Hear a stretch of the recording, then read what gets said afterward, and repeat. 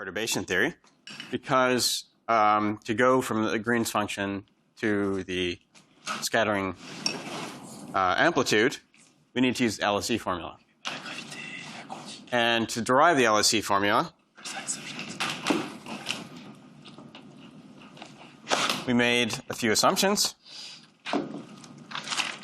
Basically, we assumed that our field created a one-particle state, and that meant we had to impose that the vacuum expectation value of our field was 0, and our form factor, k phi omega, was e to the ikx. This told us that we could interpret phi as a one-particle state, and the relationship between the ladder operators and the field operators is the same as in the free theory if we impose this form factor condition. So our derivation of the LSE formula required these things. And that, in general, requires us to shift and rescale our fields. So once we do that, this naive Lagrangian will become, pick up a new term, and the coefficients will change.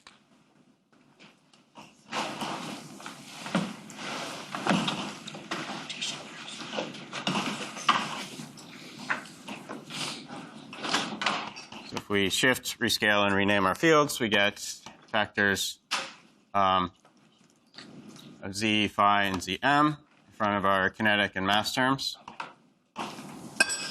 We also change the coefficient of the interaction term we wanted to add, and we get a new linear term. So to consistently compute a scattering amplitude beyond leading order and perturbation theory, and in general, leading order and perturbation theory, if we represent that in terms of Feynman diagrams, will be tree diagrams that have no loops. So for instance, this diagram is a tree diagram. This diagram is not a tree diagram because it contains a loop. This is a tree. This is not a tree diagram.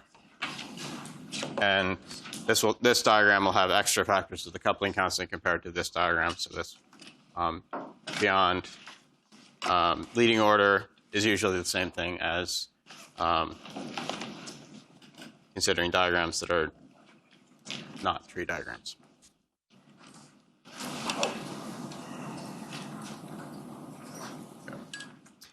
And okay, so what we're going to do today is just consider some of the consequences of having to renormalize our field. That's the historical name given to it, although we never carefully normalized it in the first place. This is really the first time we're considering the normalization. Well, renormalization is a big topic that we'll explore in much more detail in QFT2. And I believe in statistical physics, you're going to start discussing renormalization in statistical physics, which is closely related to renormalization in QFT today. There's a lot we can say without going into too much of the technical details of how to perform renormalization. So we're going to just there's some powerful exact results we can say without a whole lot of calculation, and that's what I want to show you today.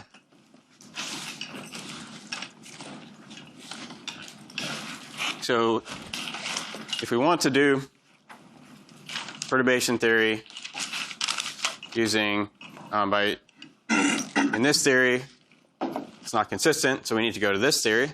We can break this theory up into a free and interacting part. So if we want to do perturbation theory, we need to break it up into a free part and a perturbation.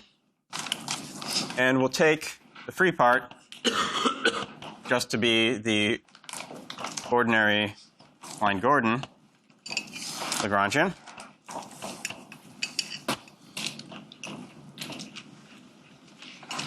And everything else will be a perturbation. And it's conventional to call those the different terms.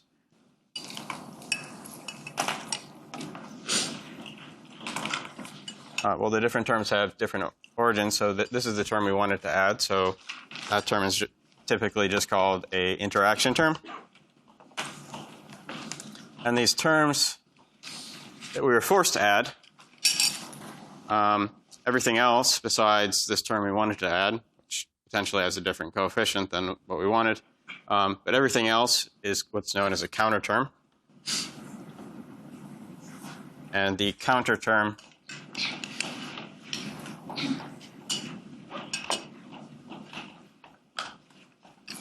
terms are just everything I haven't written so far. It's not the Klein-Gordon part. It's not the part we wanted to add. It's we've got a 1/2 z phi minus 1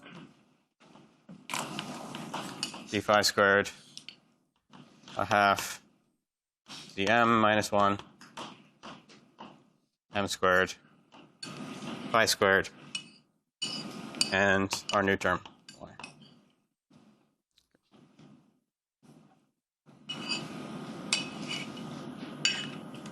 And so what we're going to try to do. Question. Yes. Why is the ZG not in the counter terms? It's just in a sense both of these are interaction terms, both the counter terms and this term. The reason we distinguish these is because, well, we might say do an experiment and see we might have some reason to expect that we got 3 particles that interact at a point. So we might want to try to write down a term like this. So this is the term we wanted to add as a perturbation to our free Lagrangian, potentially with a different coefficient, but this is what we want to add, and this is what we're forced to add. So people distinguish them that way. And in a sense, so we're forced to add some of these terms.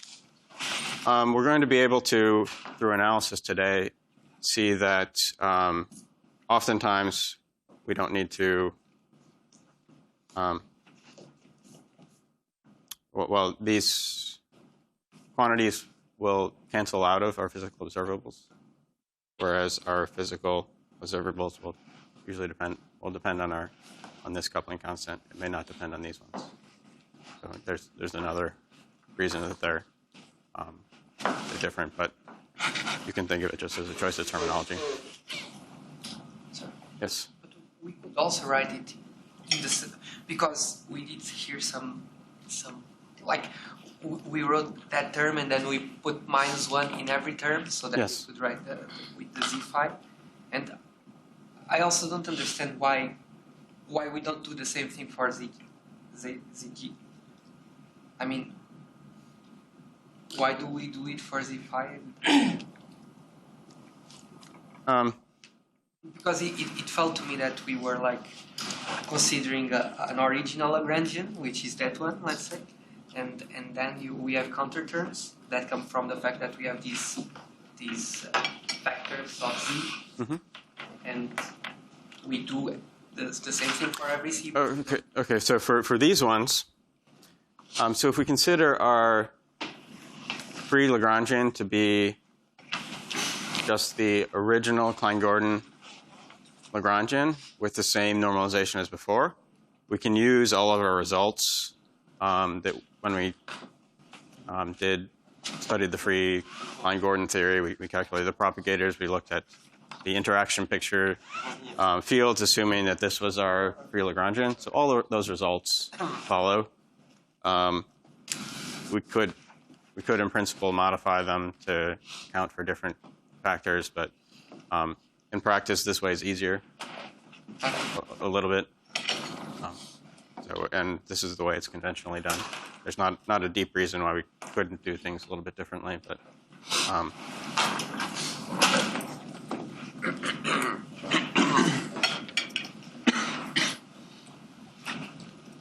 Okay.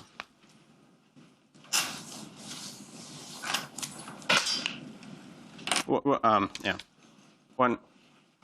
One nice way of breaking it up this way is that when we impose these conditions are some of what we're going to call our renormalization conditions.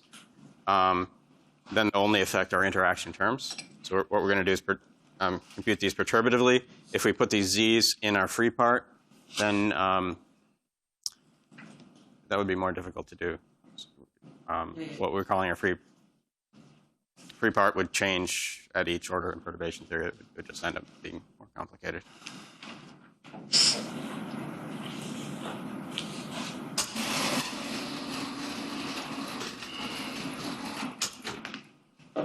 Okay, so what do our vertices look like in our new theory? So we still have a vertex where 3 lines meet from this ZG phi cube term. And that looks very much like the vertex we wanted to add. So if we have this in position space, we'll just get a factor by ZG G integral d4x. So this is not a big change from before. But we do have 3 new interaction terms compared to our naive Lagrangian. And that means we're going to get some new vertices. There's new allowed vertices in our theory. So one is the Y-phi term. So that contains a single field. So that's a vertex where only one line enters.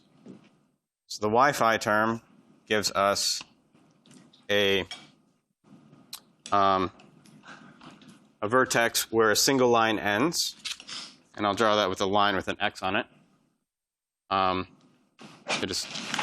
distinguish that from external points. So this will be an internal point. It'll be an interaction vertex where only a single line comes in and nothing goes out, or a single line leaves and nothing goes in. And but this term, while it may look a little strange, is still of the same form of the interaction terms we considered before. In some polynomial fields, it's correctly normalized. We normalize our interaction terms by dividing by n factorial, where n is the number of copies of the same field we have. Y-phi over 1 factorial. So while it does look a little bit unusual, we can the Feynman rule is exactly the same as before. And then we also have these 2 terms, which involve 2 fields. So we're going to have a third vertex where 2 lines come in, but there's an interaction vertex along that. So interaction vertex in between. So we have 2 lines coming out from a single vertex. Because we've got derivatives here, it's much easier to write down the Feynman rule for this in momentum space, so I'll postpone writing down the rule for this. We won't actually need it in today's lecture, but I will give you the Feynman rule for this when we move to momentum space later.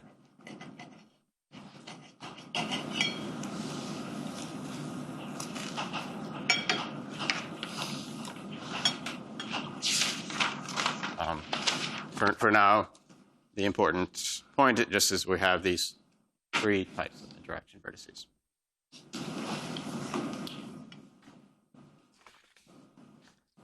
And so our goal today is going to be to see what these conditions we imposed when we derived the LSE formula tell us about these counterterms. And so we'll look at them one at a time. And the first question we can ask is, what does this first condition, omega phi omega, is 0? What conditions the vacuum expectation value of the field is 0? So remember, we said we can impose these conditions as long as we shifted and rescaled our fields. We had to shift by a particular amount, shift by an amount that cancels off the vacuum expectation value, and we had to rescale by an amount to make the form factor equal to e to the ikx. And so that means that we're not allowed to freely choose these z's and y's. They have to take some particular form. So let's see if we can figure out what constraints are on these z's and why. And so one thing we expect is that if we set g to 0, if we remove our perturbation, then we should recover our free theory, Klein-Gordon theory. So we expect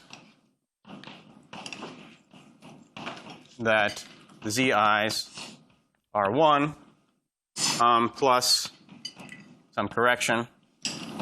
In principle, there could be an order g correction. It will turn out that the order g correction will be 0, so these will be order g squared.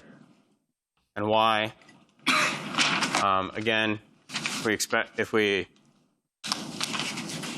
take g to 0, we expect to recover the Klein-Gordon theory, which means that y should be 0 plus some order g corrections. And so if we want to compute these things using Feynman diagrams, the natural thing to do is compute them at each order in perturbation theory and get some expression for the z's and y as a perturbative expansion in our coupling constant. And we'll try to do that now.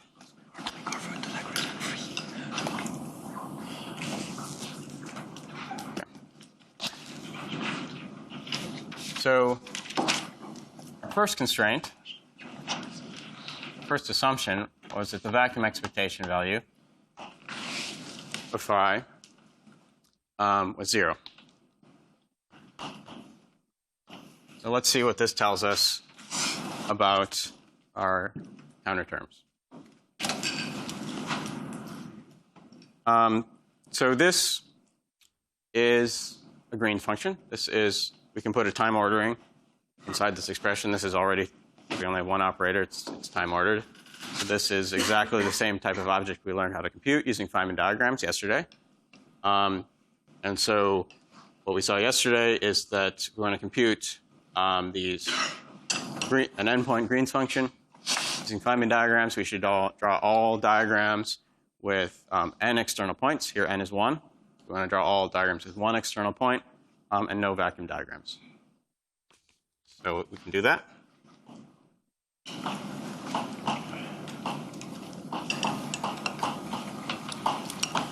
And so we have 3 types of vertices in our theory.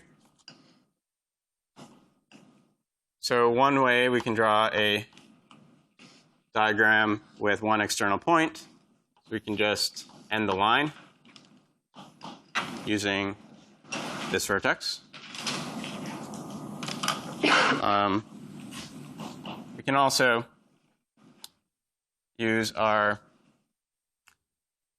3-point vertex and connect together these two free parts of the two other lines. So there'll also be a diagram like this. And there's no way we can use this vertex single time to get a diagram with 1 external point. If we can put 1 external point here, we'll have a free line coming out. There's nothing we can connect that to. So with a single vertex, these are the only 2 diagrams we can draw.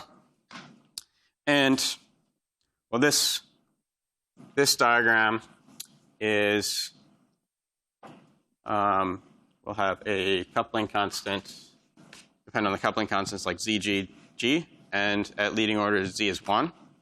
So this diagram will contain a contribution that's order G. And so will this diagram. This Y is at leading order, something that depends on G. So both these diagrams we expect contain some contributions at order G. We can draw other diagrams. So for instance, we could draw a diagram like this, or this, and there are many other possibilities. But these are these are the only two diagrams at order G. If we want to draw any more diagrams, don't necessarily contain more vertices. Can't use this one.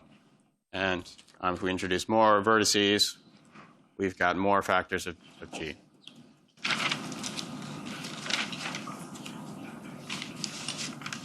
So these ones will be, turns out, order G cubed or higher.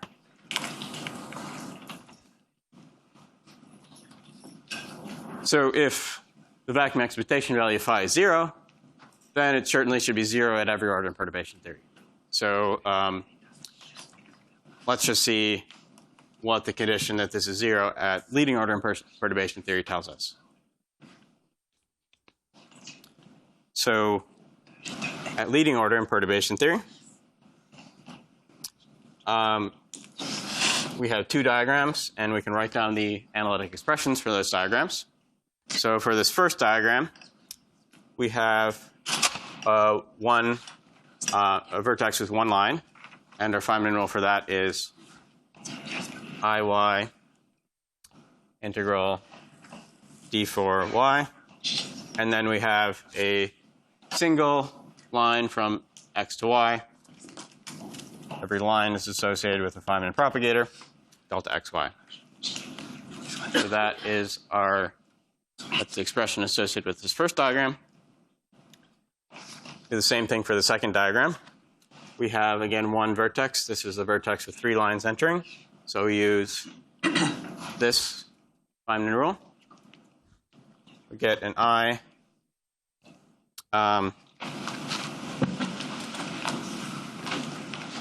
So at this order, ZG is equal to 1. Any corrections to ZG should be at least order G. And if we put an order G correction to Z, that'll be order G squared. So if we're working at order G, we can neglect that and just set G to 1. So our Feynman rule at this order just gives us, for the vertex, just gives us an IG integral d4y. And then we also have two lines. So we get two propagators. One is a line from x to y, so we get a propagator from x to y. We also have a line from y to y. So we get a Feynman propagator from y to y. And the last Feynman rule is we should divide by the symmetry factor. This diagram has a symmetry factor of 2. We can exchange the two ends of the line from y to y. This is a half. And so then that's our expression at order G.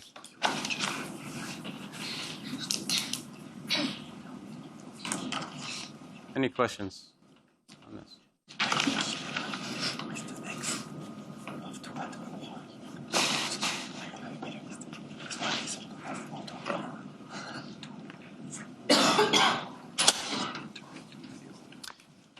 Okay.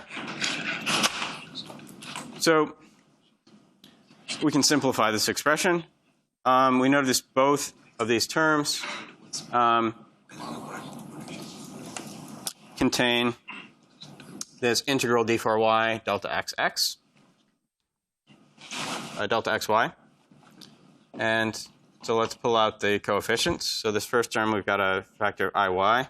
Second term, we've got a half ig.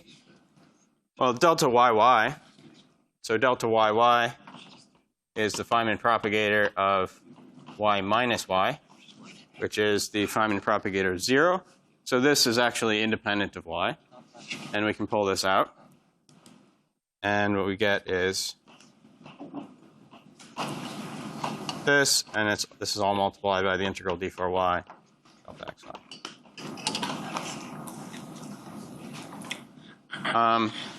And there's no reason to expect this integral to be 0 for general x and y. So that means the coefficients should be 0. And that tells us then what y has to be at this order.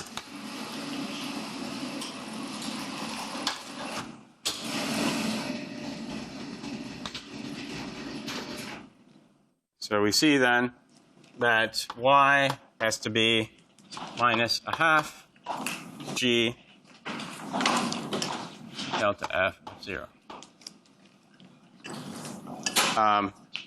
Okay, so great. And what's delta f of 0? That's just the integral d4p 2 pi cubed I over p squared minus m squared pi epsilon e to the minus I p dot 0. And this integral diverges.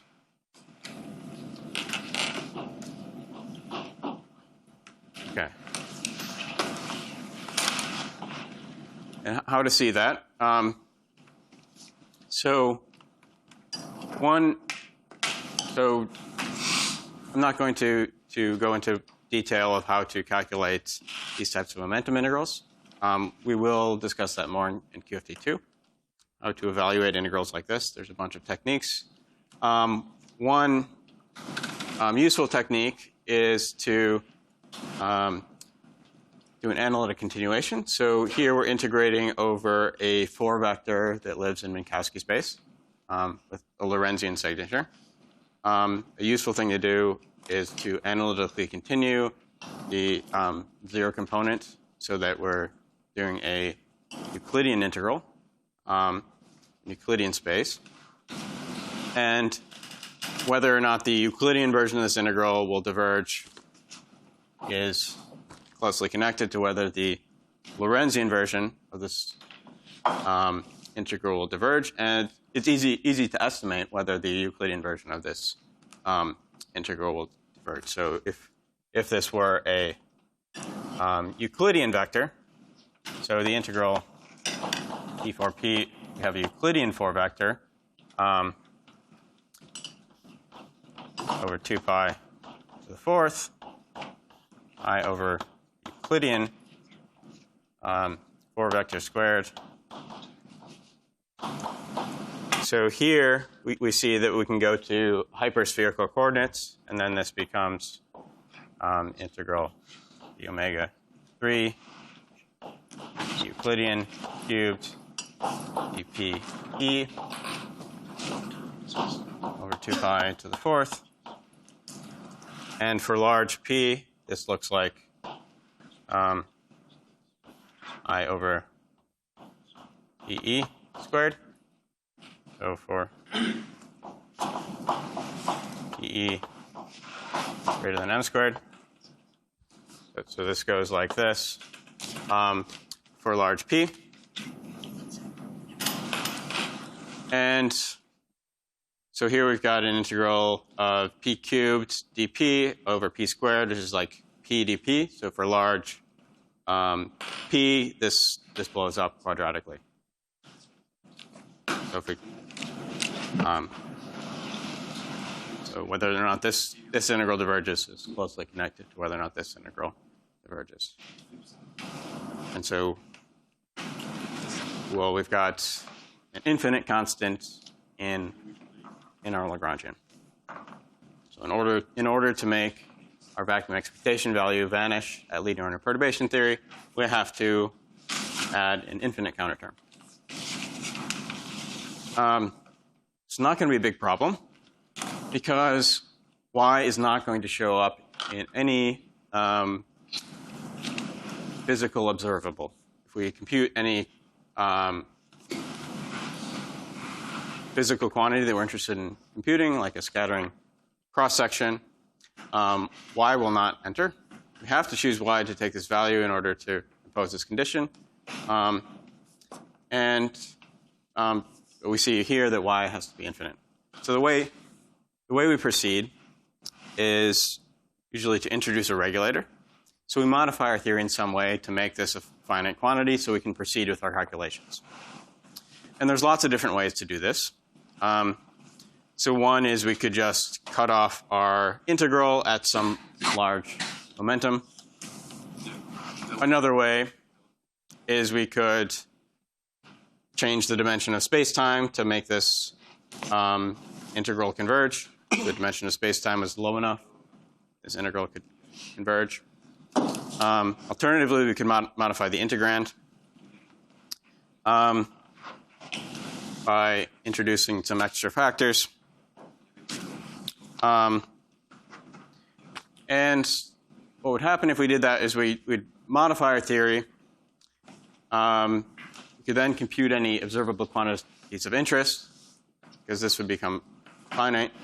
And then at the end, after we've computed our scattering cross-section or whatever we're interested in, we could then remove our regulators. So for instance, if we put a UV cutoff here, or the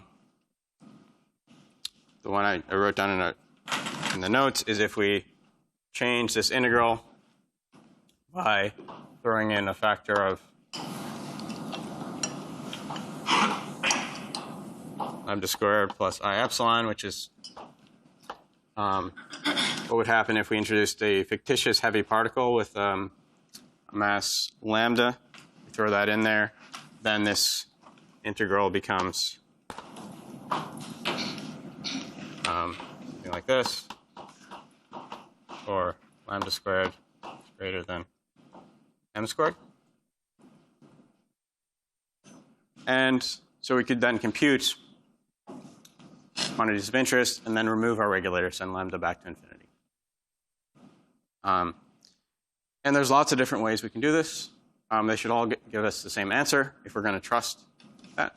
And usually that happens. So you can, based on our experience in the front end with summing divergent series, we saw that there was lots of different ways we can sum divergent series. And as long as we came up with a reasonable scheme for assigning finite values to divergent sums, we always got the same answer. And the same thing should happen if we introduce a regulator. It shouldn't matter in the end when we compute our physical quantities what regulator we introduce, as long as we choose a, in some sense, a reasonable regulator.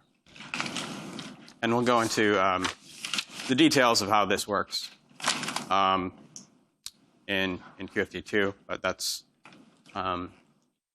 schematically what we're trying to do. Yes? Is there like a physical interpretation as to why this counterterm is infinite, or what a regulator is? Or no? What a regulator is? So some of the regulators have nice physical interpretations. So this one, if I just multiply this extra factor and then integrand, this one can be interpreted as introducing a extra auxiliary fictitious heavy particle with mass lambda. And so that can, extra heavy particles can cure some of these divergences. If we introduce a cutoff, and then if the particle is heavy enough, we expect an arbitrarily heavy particle shouldn't affect low energy physics very much. So there's this idea of separation of scales. What's going on at extremely high energies shouldn't affect what's going on at low energies very much. And that's kind of the same idea behind the just imposing a hard UV cutoff. So we could just say, we expect that what's going on at extremely high energies shouldn't affect what's going on at low energies that much. So what if we just throw it away and assume there's absolutely no influence? And well, as we take the cutoff higher and higher, we should eventually, we're not modifying our theory at all, and we'll get back to a finite answer.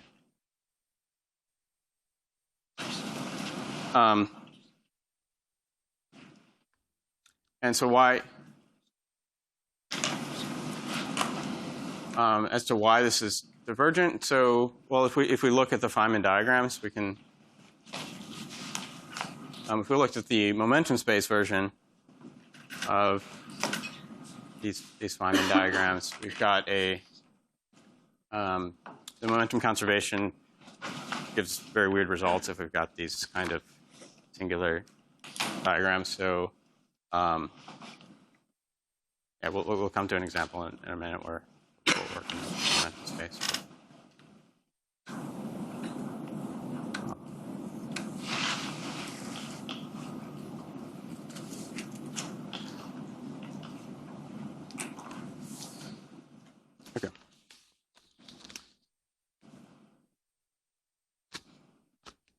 so that's what we can do in order to impose this condition that the vacuum expectation value is 0. And another way to phrase what we're doing, we impose that is we're basically saying that the sum of all diagrams of this form are 0. Sum of all tadpole diagrams, all the diagrams I've drawn up there are called tadpole diagrams. A diagram with one external point as a tadpole diagram. And it looks like a tadpole. And the sum of all these diagrams is 0. Diagrammatically, that's what imposing that the vacuum expectation value phi is 0 is saying. And we computed what y should be at leading order. We could go to any order, and that will give us some constraints among our counter terms that we could use. If we wrote down the analytic expressions for all these diagrams at any given order, we could get some relation among our counter terms. But once we impose that this is 0, this tells us something about other diagrams or other correlation functions. So for instance, let's imagine we were interested in computing the 2-point correlation function. The 2-point correlation function would have contributions like this. So there'll be one. So if we're looking at the 2-point correlation function, there'll be a contribution where we've got one 3-point vertex and one single line vertex. We'll also have a contribution. It looks like this.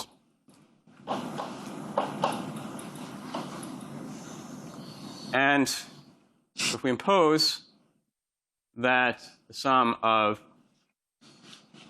our two order G diagrams in the 1-point function is 0, that also tells us that the sum of these two diagrams is 0 at order G.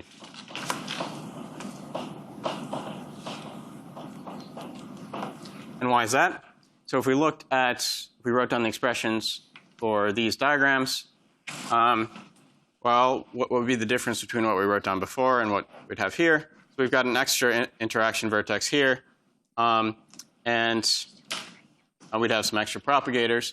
We could still do the same trick of factoring out what's going on at this point. So basically, this IY is just that IY just comes from this, looking at this vertex. This propagator from Y to Y, which is what became delta F of 0, just came from looking at what's happening at this point. And that's basically independent of what's going on in the rest of the diagram. So if those two 1-point functions, those two 1-point diagrams vanish, so do the sum of these two 2-point diagrams. You see?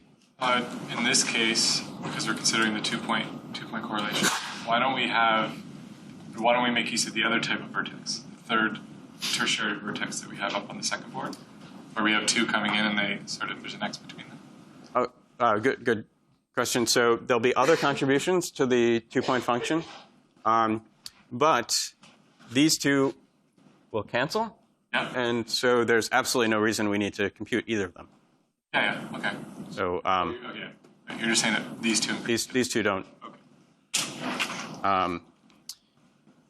These two don't matter. So we don't even have to go through the trouble of computing what y is at leading order.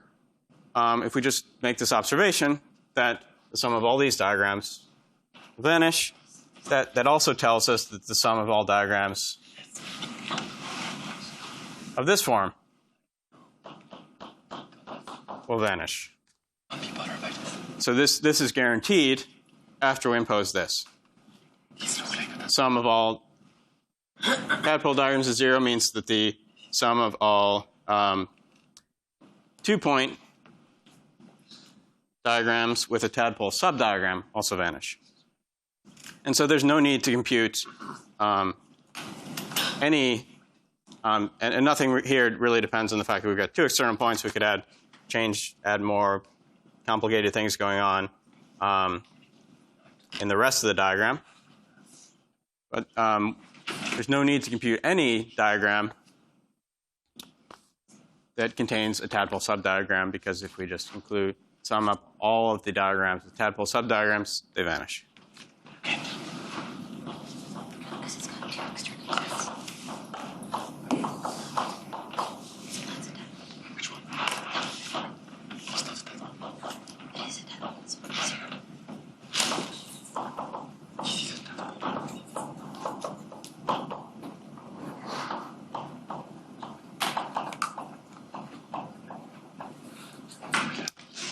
So we've got this renormalization condition forces us to introduce extra terms, but at the same time it tells us we don't have to compute an entire class of diagrams.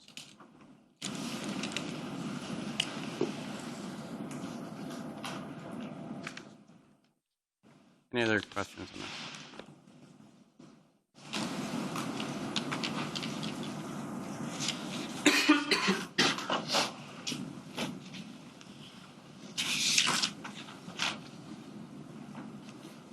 Okay, so that's the first assumption we made when we derived the LSE formula. The other one was an assumption about the form factor.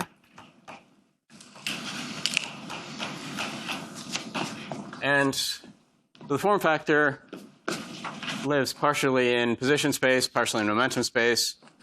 So we've looked at momentum space versions of the Feynman rules and position space version of the Feynman rules. This is a strange object that lives, it's been halfway Fourier transformed. So it'll be simpler, instead of developing a new set of Feynman rules, just to compute this one object, to either undo the Fourier transforms or complete the Fourier transforms and look entirely in position space or entirely in momentum space. After we do that, so what's relevant? So remember, this is a one-particle state.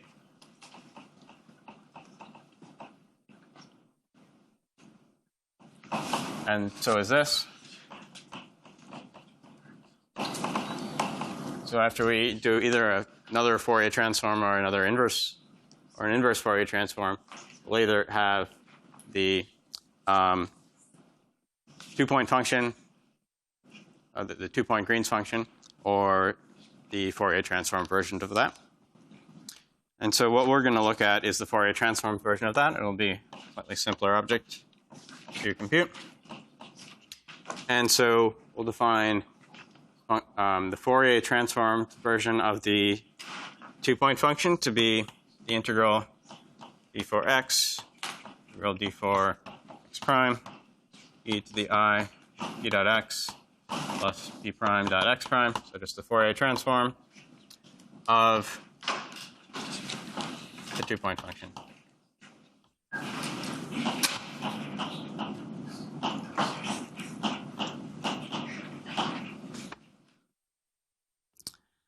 And we expect that momentum will be conserved. So this should be equal to 2 pi to the fourth delta 4 p plus p prime times some object I'll call G2 p. So all the objects we looked at in momentum space had momentum conserving delta functions, and these are going to be diagrams that are like one particle coming in, one particle going out, and by momentum conservation, the momentum should be the same going in and going out. Okay. So we can compute this using the Feynman rules we looked at yesterday. So this is yesterday we looked at momentum space Feynman rules for computing matrix elements. Matrix elements are related to the Green's functions by both Fourier transforming and applying, first applying Klein-Gordon operators. The Klein-Gordon operators got rid of the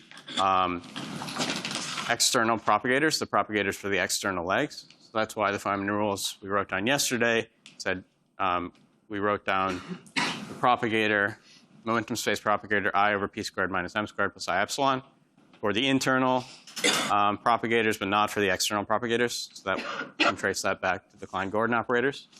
Here, we're just taking the Fourier transform. We're not applying any Klein-Gordon operators. So the only difference between the Feynman rules we're going to use here and the Feynman rules we looked at yesterday are we need to include the propagators for the external lines. But with that one change, we can use the Feynman rules we looked at yesterday to compute this object. And, well, so we had a new vertex with 2 lines going in. And we can write, so we won't need the explicit formula for this, but I told you that it'd be easier to write down the Feynman rule for this in momentum space, and I'll just do that in case you're interested. We just get so this, if we've got a momentum E going in and a momentum P going out of the vertex, then this is associated with a factor of half z phi minus 1.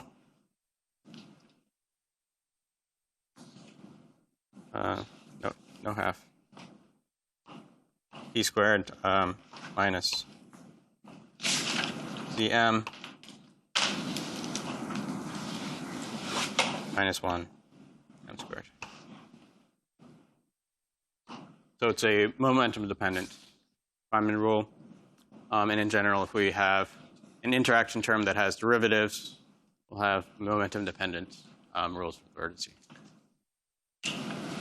We won't need this, but in case you're interested.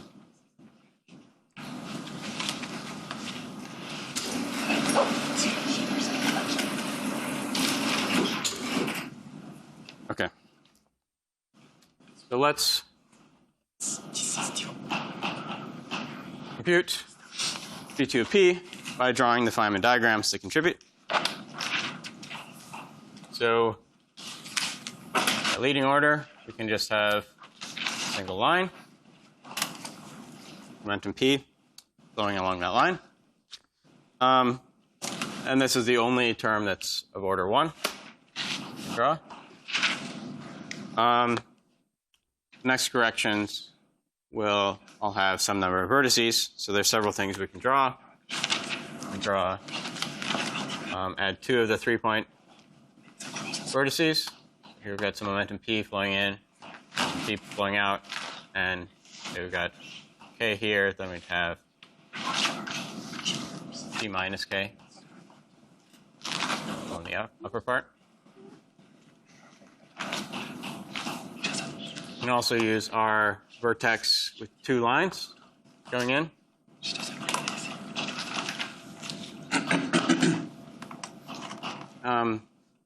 There are other diagrams we can draw. Same number of vertices. So we also have a diagram like this. A diagram like this. But, well, if we impose this condition, the condition that the vacuum expectation value is 0, these diagrams cancel. So we don't need to consider these.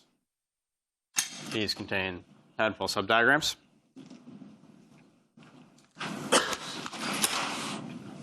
So this diagram here is order 1. These diagrams will have contributions that start at order g squared. Contains 2 factors of zg times g. So g squared times g squared. So the lowest order contributions of this diagram will start at order g squared. And I claimed that the m and z phi are 1 plus order g squared. So this is also an order g squared diagram.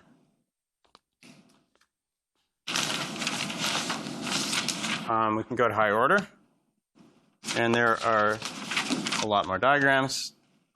We go to order g to the fourth, a diagram like this,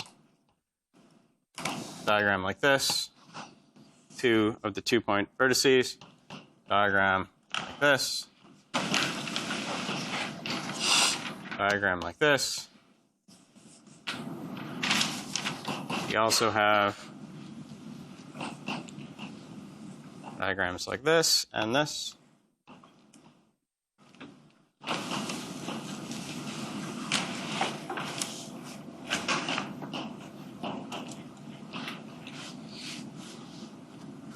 And I'll stop here. All of these diagrams I've drawn are order d to the fourth.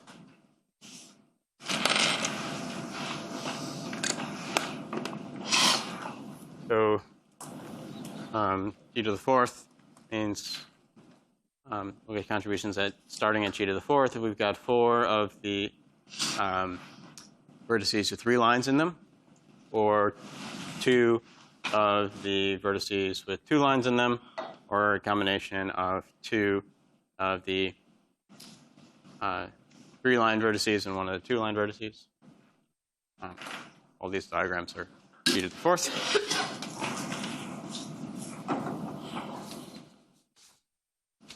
And, well,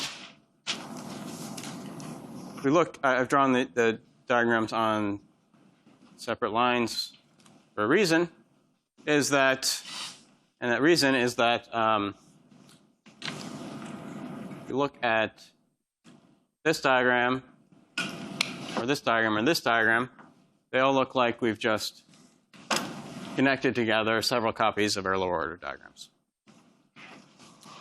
These diagrams are new.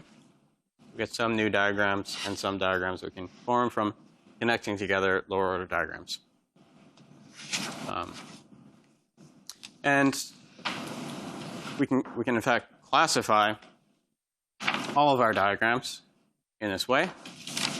So a useful way to write this function G2 of P, a momentum space propagator. We can classify these diagrams by how many lines we need to cut in order to divide the diagram in 2. So we have this diagram with no corrections on it. We'll also have a class of diagrams which will have 2 lines connected to something I'll call a 1pi subdiagram. So this 1pi means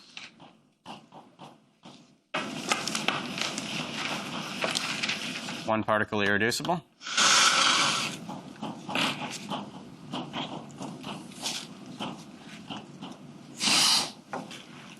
And one particle irreducible means that it remains connected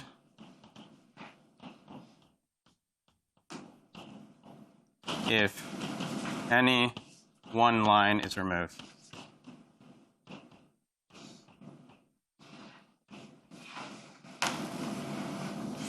And connected just means you can get from any vertex to any other vertex by following one of the lines in our diagrams. So, for instance, this part of the diagram is one particle irreducible, because if I remove this lower propagator, these 2 vertices are still connected. If I remove this upper line, the 2 vertices are still connected. Whereas if I remove this line here in between these 2 corrections, the diagram becomes disconnected.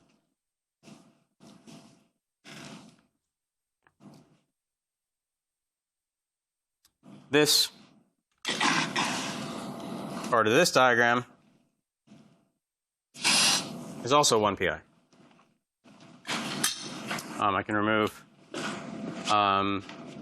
any one of these 1, 2, 3, 4, 5 different lines and there'll still be a way to get from any vertex to any of the 4 vertices to any of the other 4 vertices by following some of the propagators. So we can classify. So we see that some of our diagrams are 1pi diagrams with an extra line on each side. These 4 diagrams are not. These 4 diagrams are of the form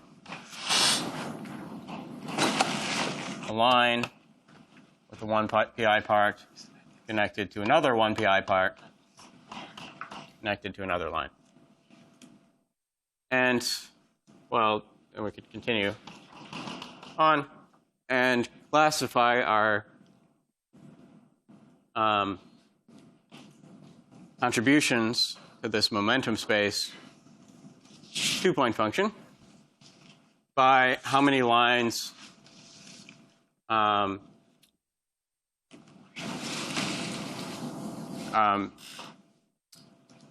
you can remove to divide the diagram into two disconnected pieces.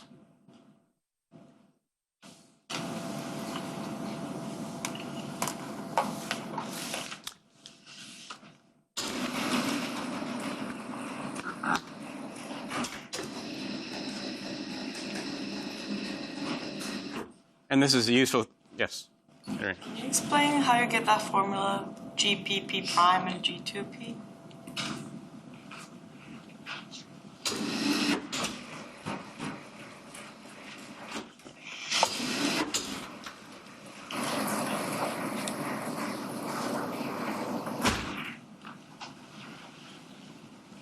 Okay, so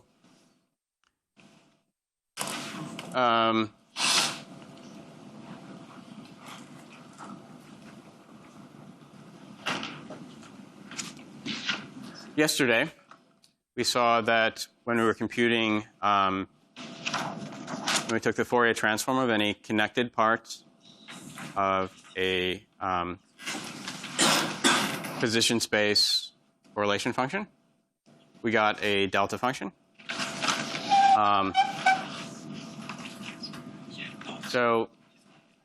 And then that just basically arose from the translational invariance of our position space correlation functions.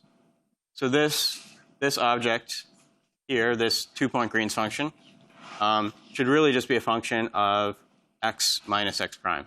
We just translate the entire thing. We're assuming everything is Poincare invariant. So this should not depend on x and x prime separately. It should only depend on the difference. And so if this only depends on the difference, then one of these, what we did was we changed variables to like x plus x prime and x minus x prime. And this object is independent of x plus x prime. And so that gives us this delta. So this data suggests that P final is equal to minus P initial? That's right.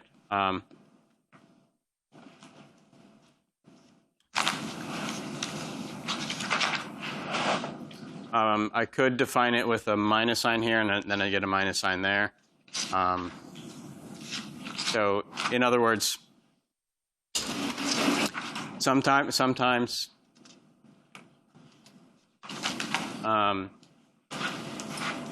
particularly when you have momentum-dependent vertex rules, it can be easier to define all of our momentum to be ingoing, to go into the vertex. So here what we're imagining, if we're writing this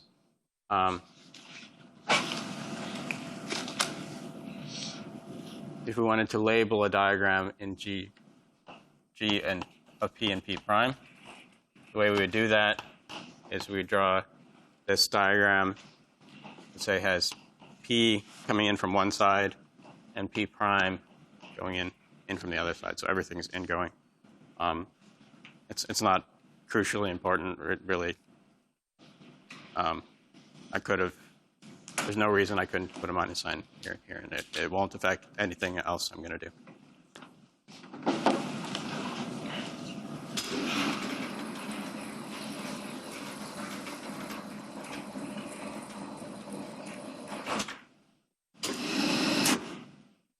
Okay.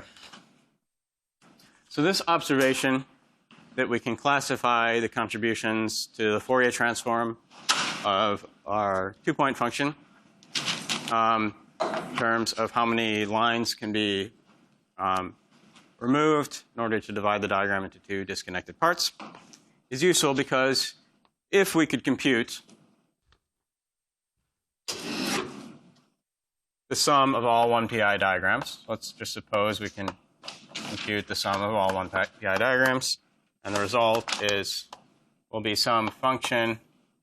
It should depend just on the momentum going in, which is the same as the momentum going out of it. So the only thing it can depend on is p, and it should be Lorentz invariant, so it should depend only on p squared.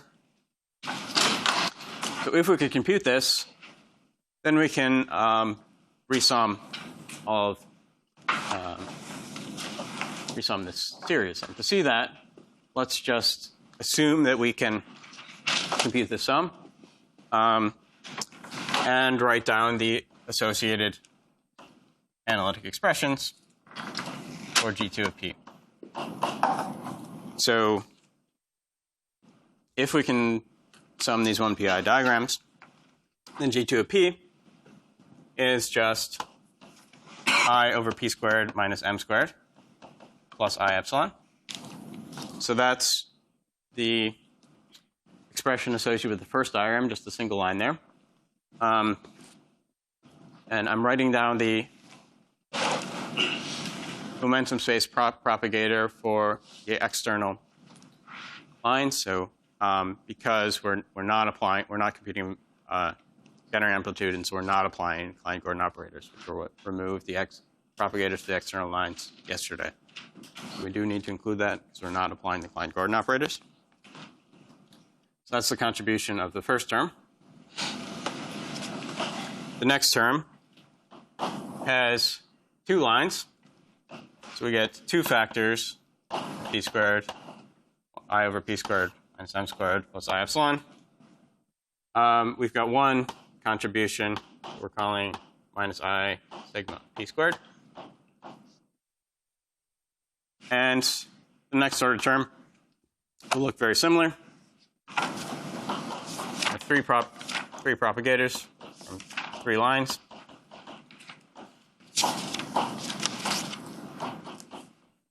And two of these minus I sigma. And so on. Keep going. And so you can see, maybe you can see already, the power of classifying the diagrams like this. This is just a geometric series. Every time we go to the next term, we get an extra line and an extra I sigma, minus I sigma. So we can write this times geometric series, 0 infinity of the I cancels the minus I, and we've got a sigma of p squared over p squared minus m squared plus I epsilon at the end. We can sum the series.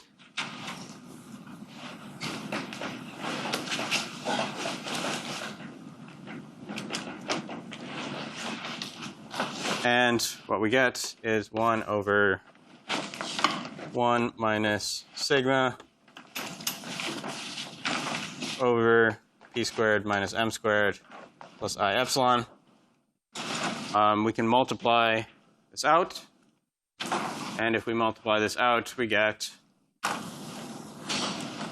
G2 of P is I over p squared minus m squared minus sigma of p squared plus I epsilon.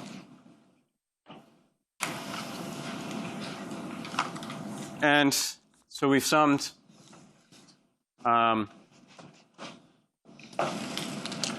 haven't made any approximations here. We just summed all of the contributions. Of course, in order to in order to evaluate this, we need to know what sigma is. And so sigma is something we could only in general, we can compute at a particular order in perturbation theory. But if we could compute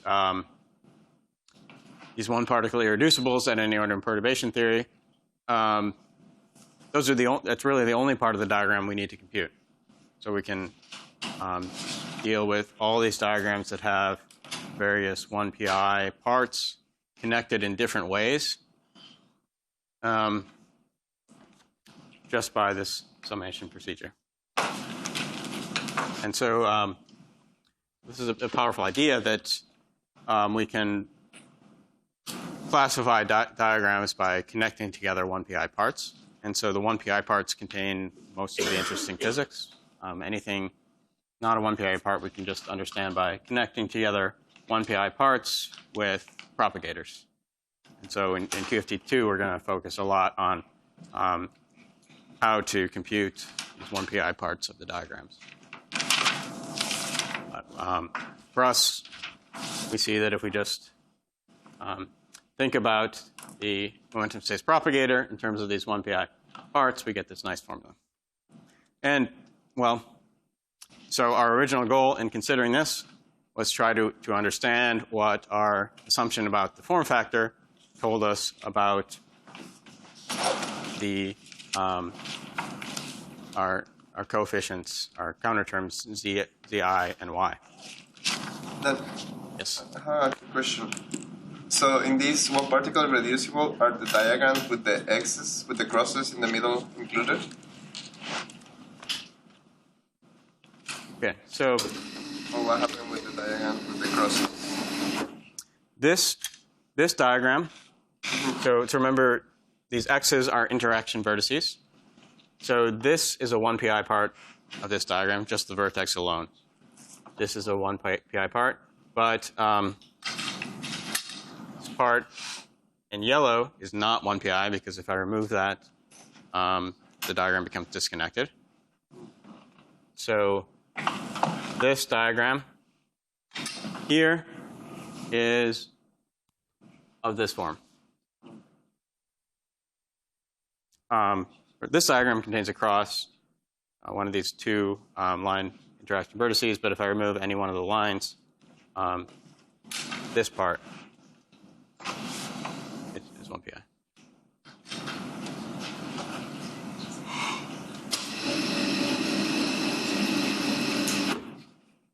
Okay, so we have one exact form of the propagator, and in order to say anything about what our assumption regarding the form factor tells us about the counter terms, we're going to need another form so we can compare them. And you're going to derive this result in tutorial tomorrow. I'll give you the result and a very brief explanation of why it works.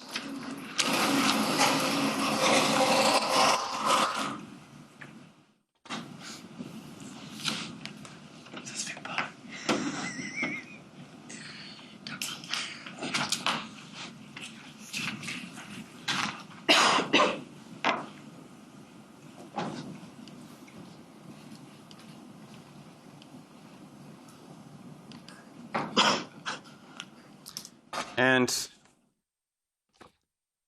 the other result that you'll derive tomorrow, known as the Chalian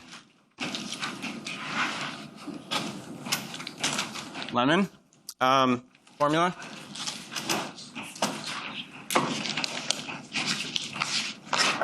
And the Chalian lemon formula says that G2 of P is I over P squared minus M physical squared plus I epsilon plus the integral from 4M squared to infinity ds rho of S I over P squared minus S plus I epsilon. This rho is what's known as the spectral function.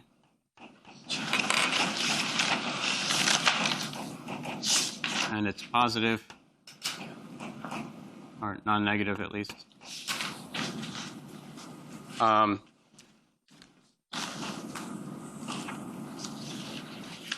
And the physical mass is the mass that you actually measure in the lab. Implicitly throughout this course, we've been assuming that the mass that shows up in our Lagrangian and the mass that you measure in the lab is the same. They don't have to be. And if we well, depending on which renormalization conditions we impose, they may or may not be. If we don't impose any renormalization conditions, they're certainly not. And the assumptions that go into deriving this formula, and you'll go through this tomorrow in tutorial.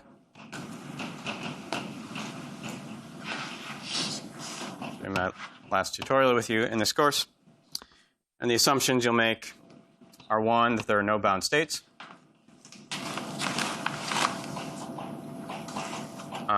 This one can be relaxed, and it'll slightly modify this. This one's not crucial. The other assumptions you'll make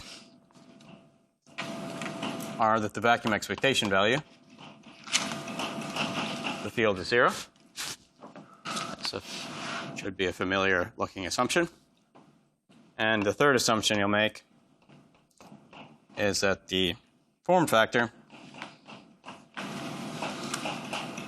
is e to the ikx. Again, I hope that's a familiar looking assumption. So that's these were the conditions we wanted to impose in order to determine our counter terms. So this is an exact result. And the basic idea, again, you'll go through it in more detail tomorrow, behind this is we take the position space 2-point function, omega, phi, omega, and then insert an identity in between the two field operators that's expressed in terms of the 0, 1, and multi-particle states. This contribution comes from the one-particle states. This contribution comes from the multi-particle states. And you'll see how that works tomorrow.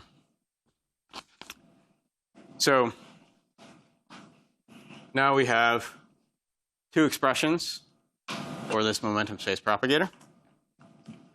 Chalian-Lehmann expression and this expression here, which we derived just by breaking up our propagator into 1pi parts. And so they better give us the same thing. And so if we want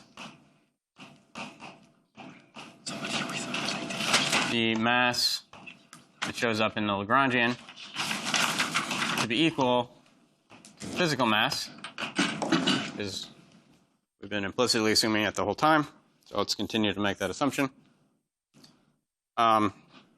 Then, well, these two formulas should agree. And one thing we notice about this formula is that there is a pole when p squared equals m squared.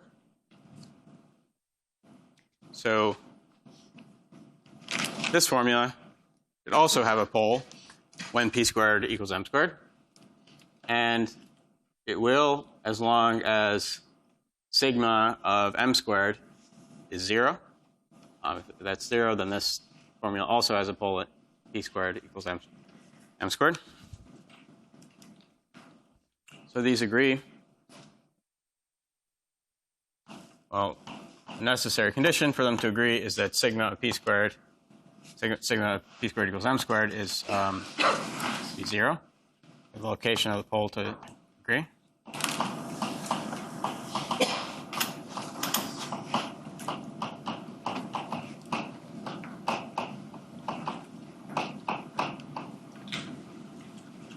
And we can read off the residue of the pole at p squared equals m squared from this formula. It's just I. And we want the residue to be correct over here, then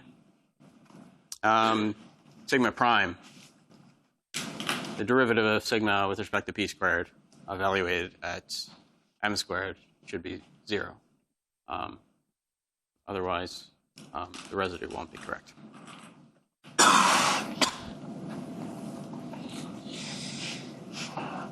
We'd also have sigma prime of m squared is 0 for residue at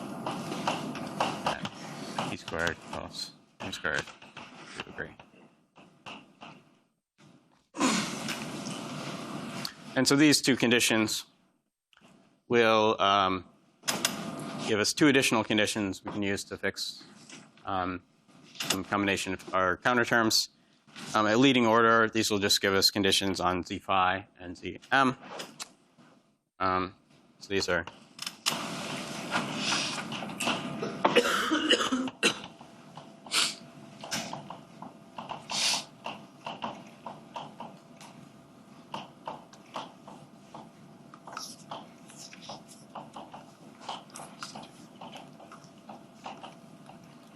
and in order to impose these conditions, we'd have to compute the sum of the 1PI diagrams. It's not something we can do exactly. We can do that in perturbation theory. I'm not going to do that now. We have to wait till QFT to learn how to evaluate the integrals. We'll need to do that. But in principle, that's what we would need to do in order to impose these conditions. So now we've got, to summarize what we've done so far, we have imposed, we fixed our conditions here. So we've got,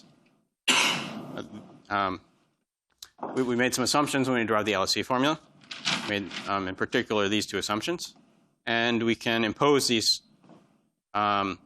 assumptions on our theory, and that gives us constraints on our counter terms. So far, we see that this vacuum expectation value assumption gives us 1 constraint. Our form factor assumption gives us 2 constraints. And so we have 3 constraints on 4 parameters. We have, in addition to these, z phi and zm, these are the coefficients of the kinetic and the mass terms. We also have zg, the coefficient of the original 3-line vertex that we wanted to add.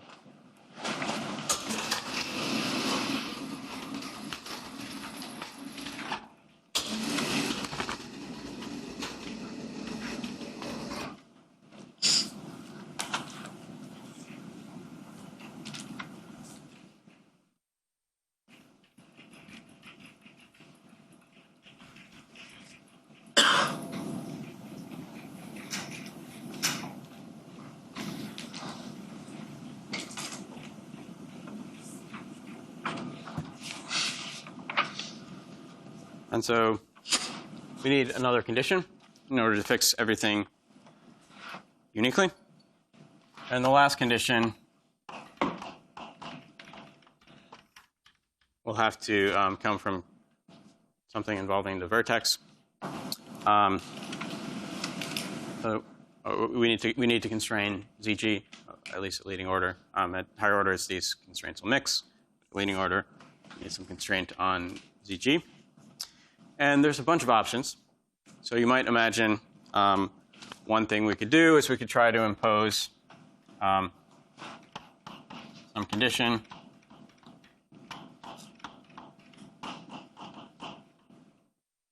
on a cross-section or a decay rate. Those will certainly involve our interaction, our original interaction vertex, the cubic one. We can only do that at some particular value of the momenta. So we could impose a condition on the cross-section if the external particles have some particular choice of momentum or a decay rate. Or alternatively, we don't have to consider these quantities, which are more involved to compute. We could impose a condition on a Green's function, or what's called an irreducible Green function, where we only consider the diagrams that are 1pi. We've seen one reason that 1pi diagrams are important.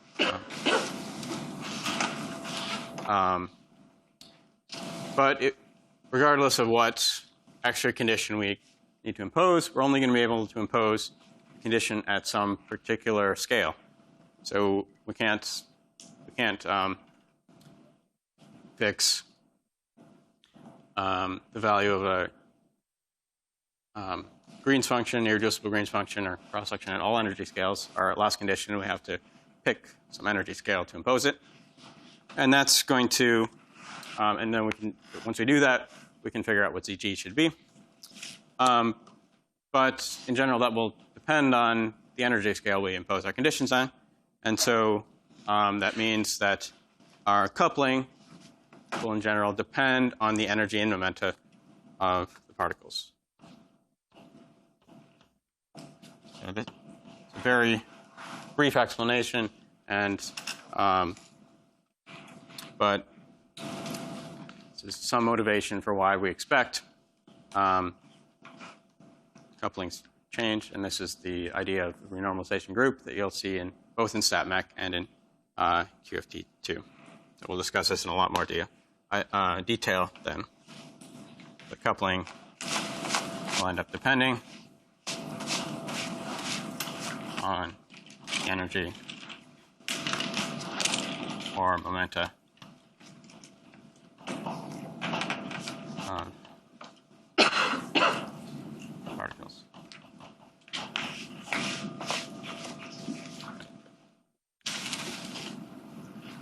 And so that some extra condition at some fixed reference momenta will be the last condition we need in order to determine these coefficients, Zi and Y.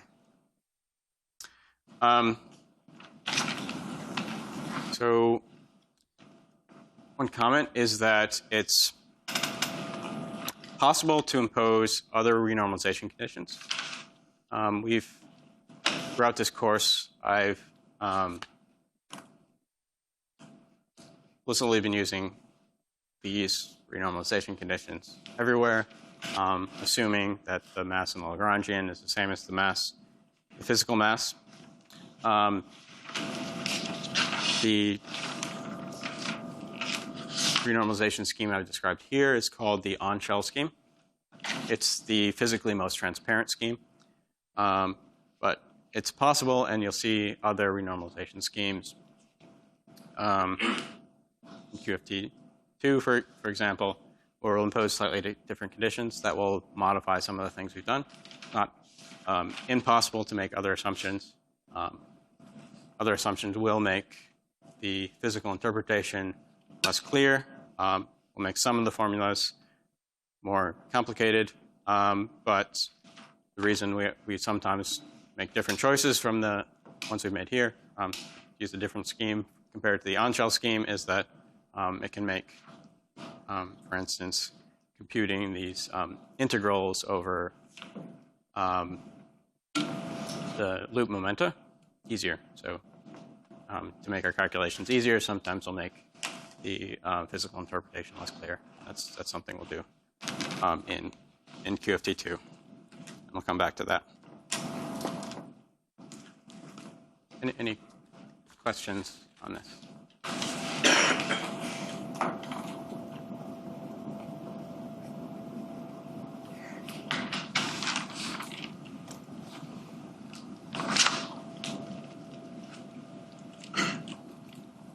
Okay, so brings us to the end of my part of the course.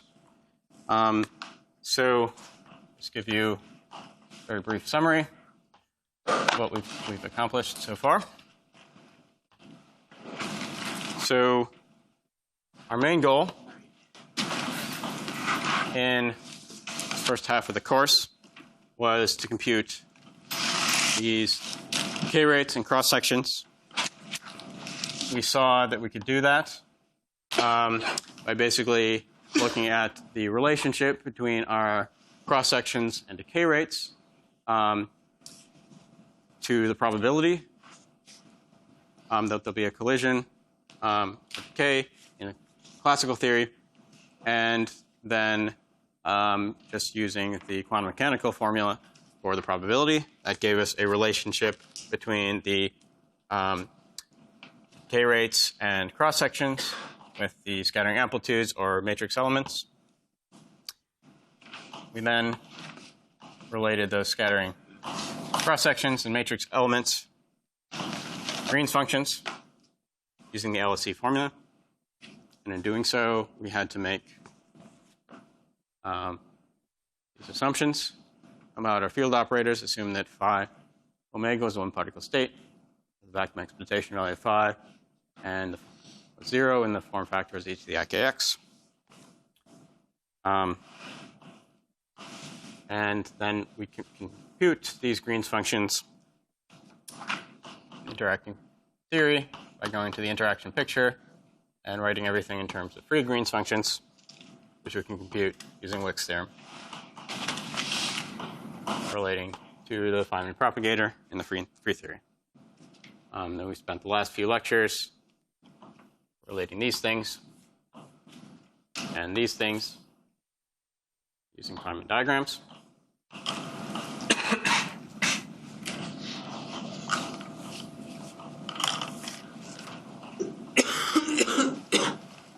And exploring some of the consequences of our assumptions here. But these assumptions told us it was necessary to renormalize our theory.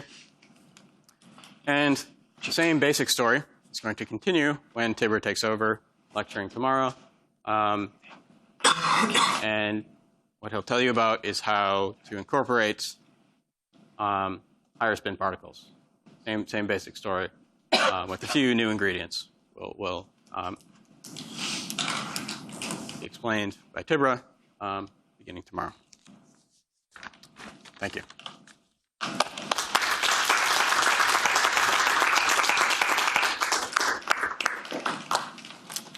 Are there any more questions? Encore. 53. I'll be lecturing. I have a question from earlier in the lecture. Yes. You were talking about different ways of imposing the regulators in order to let the Feynman propagator at 0 be finite. Yes. You mentioned, you explicitly talked about 2, but then you said you could also do it by considering lower dimensions. So for like sufficiently low momentum dimension, then it's a convergent integral. Yes. And you talked about the physical meaning of the first 2 ways of regulating. But what does that imply for? Well, so you can imagine defining a theory in an integer number of dimensions that's smaller than 4. That's not so hard. Right.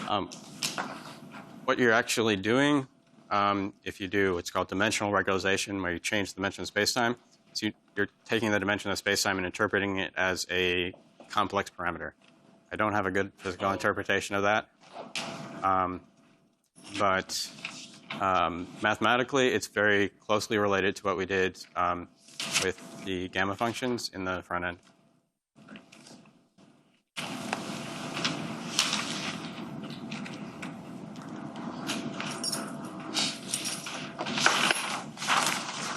Any other questions? I will see you tomorrow in the tutorial.